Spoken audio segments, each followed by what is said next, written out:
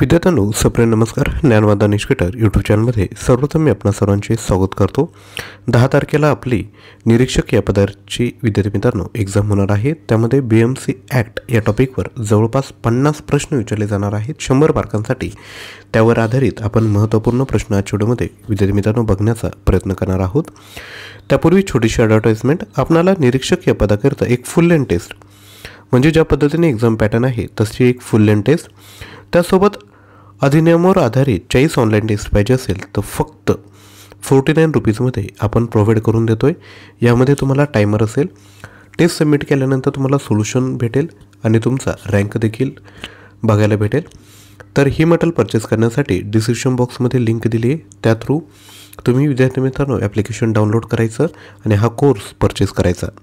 त्यासोबत आपणाला अधिनियमावर आधारित क्वेश्चन बँक पाहिजे असेल म्हणजे परीक्षेत 50 प्रश्न विचारणारे आणि आपल्याकडे 900 प्रश्न विद्यार्थी मित्रांनो या ठिकाणी आहेत. याची जी प्राईज आहे ती आहे 199. परंतु कुपन कोड यूज जर केला तर तुम्ही ॲक्ट 50 हा कुपन कोड जर यूज केला तर अजून 50 रुपये तुम्हाला डिस्काउंट भेटून जाईल. यामध्ये तुम्हाला 40 ऑनलाईन टेस्ट देखील सॉल्व करायला भेटणार आहेत. तर विद्यार्थी मित्रांनो हा कोर्स परचेस करा. यात तुम्हाला 1 फुल लेंथ टेस्ट देखील आपण प्रोव्हाइड करतोय. अधिकच्या माहिती करता आपण या क्रमांकावर व्हॉट्सअप देखील करू शकता 93 56 25 60 37.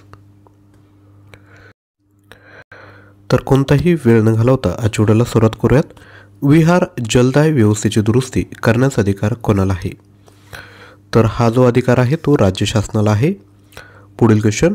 महानगरपालिकेचा किंवा इतर प्राधिकरणाचा कोणताही ठराव किंवा आदेश निलंबित करण्याचा अधिकार कोणाला आहे? तर हा अधिकार आहे राज्य शासनाला. पुढील प्रश्न.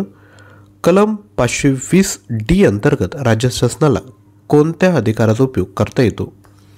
तर तो येतो महानगरपालिका विसर्जित करण्याचा अधिकार. पुढील क्वेश्चन.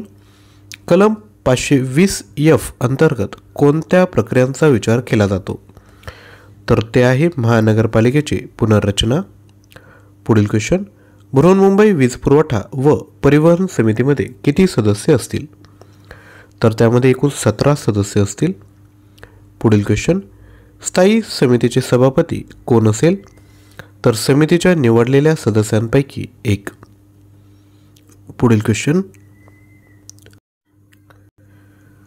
बृहन्मुंबई वीज पुरवठा व परिवहन समितीच्या सदस्यांपैकी निम्मे सदस्य किंवा सेवानिवृत्त होतील?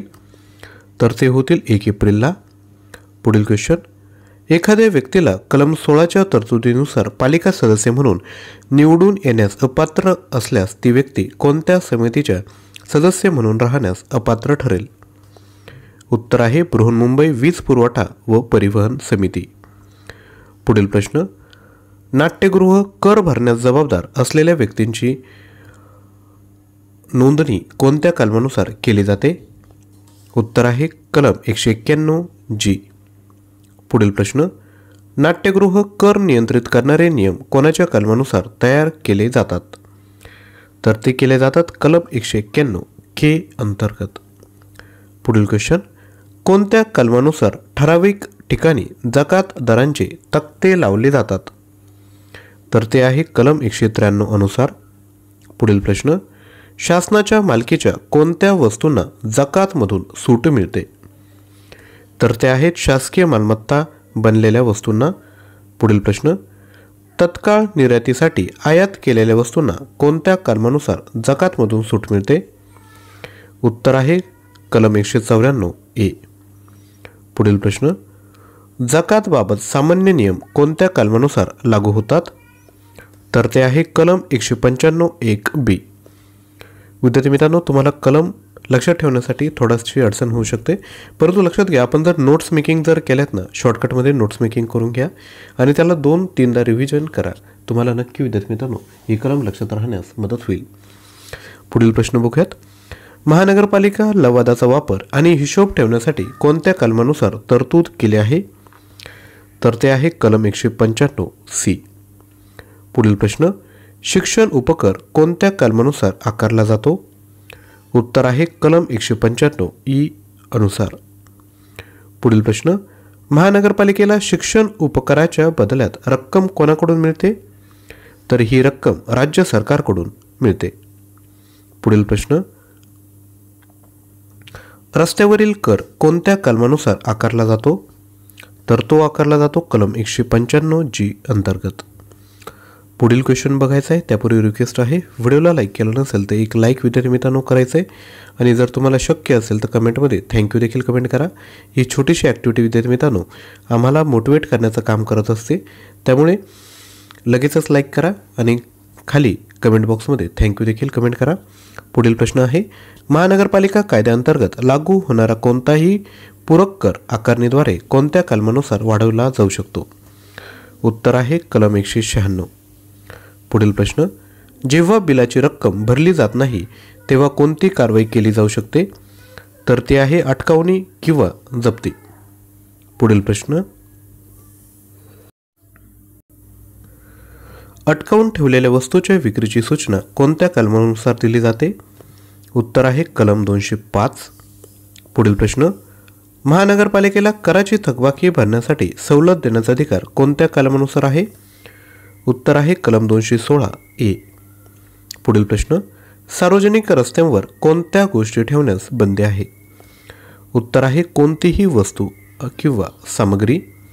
पुढील प्रश्न, सार्वजनिक ठिकाणी विक्रीसाठी कोणत्या कलमानुसार परवाना आवश्यक आहे? उत्तर आहे कलम 313A. पुढील प्रश्न, रस्त्यांवरील कोणत्याही वस्तू किंवा रचना सूचना न देता काढून टाकण्याचा अधिकार कोणत्या कलमानुसार दिला आहे? उत्तर आहे कलम 314. पुढील प्रश्न, सार्वजनिक रस्त्यावर जनावरे बांधण्यास कोणत्या कलमानुसार मनाई आहे? उत्तर आहे कलम 316.